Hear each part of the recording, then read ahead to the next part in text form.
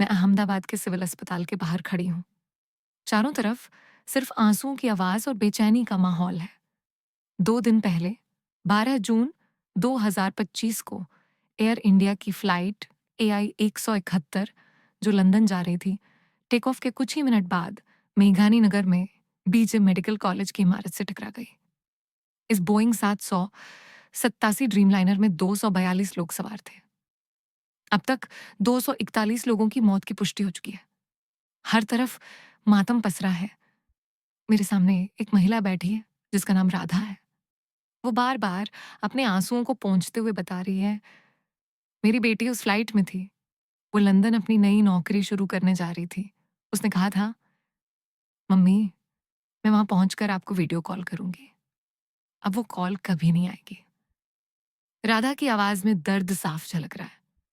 वो अस्पताल के बाहर इंतजार कर रही है, शायद कोई खबर मिले, लेकिन अभी तक कोई पुख्ता जानकारी नहीं है। पास ही खड़ा एक शख्स, महेश, अपने चाचा चाची को खोने का गम सहन नहीं कर पा रहा।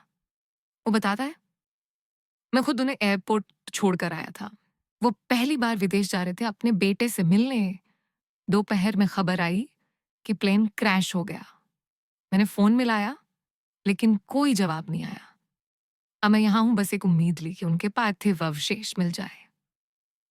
महेश की आंखें लाल हैं और वो सरकार से गुहार लगा रहा है कि कम से कम उनके अपनों के अवशेष सम्मानजनक तरीके से सौंपे जाएं। एक दूसरी कहानी डॉ प्रतीक जोशी की है, जो राजस्थान के बांसवाड़ा से थे। वो अपनी पत्नी और 3 बच्चों के साथ लंदन शिफ्ट होने जा रहे थे। नए जीवन की शुरुआत के लिए उत्साहित थे। एयरपोर्ट पर उनके माता पिता उन्हें छोड़ने आए थे। अब वो सेल्फी जो उन्होंने हंसते हुए ली थी, सोशल मीडिया पर वायरल है। उनके माता पिता अब अकेले हैं और उनका कहना है, अब कोई हमें पानी देने वाला भी नहीं बचा। अस्पताल के बाहर लोग बिखरे हुए हैं। कोई अपने भाई की तलाश में है तो कोई अपनी बहन की। एक बुजुर्ग शख्स चीख रहा है, मेरी बेटी को तो लंदन अपनी बेटी से मिलने जाना था। अब मैं उसकी भांजी को क्या जवाब दूं? हर शख्स की आंखों में वही सवाल है, क्यों? क्यों उनके अपनों को ये दिन देखना पड़ा? यहाँ हर कोने में दर्द की एक कहानी है। कोई अपने सपनों को राख में दबा देख रहा है तो कोई अपने वादों को टूटते। सड़क पर एम्बुलेंस की कतार है, लेकिन अब हॉर्न नहीं बज रहे। सामने जली हुई इमारतें चुपके से बता रही हैं कि अब बहुत देर हो चुकी है। लोग एक दूसरे को ढाढ़स बंधा रहे हैं, लेकिन हर दिल में वही खालीपन है। मैं यहाँ से गुजर रहा हूँ, लेकिन ये दर्द मेरे साथ हमेशा रहेगा।